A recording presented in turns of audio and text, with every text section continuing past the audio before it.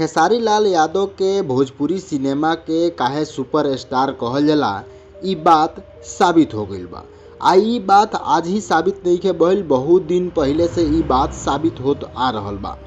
खेसारी लाल यादव आजू लाइव अइलन 27 अक्टूबर के दिन और उ बतैलन कि हमर फिल्म संघर्ष 2 सिनेपोलिस में लाग गईल बा। अपने अगर सिनेपोलिस में जातनी देखे तो मुजफ्फरपुर 2 जगह सिनेपोलिस में और उहे पटना में 1 जगह लागल बाटे। और साथ ही साथ ये भी बतैलन कि उनकर फिल्म कोलकाता में हाउसफुल चल रहल बाटे।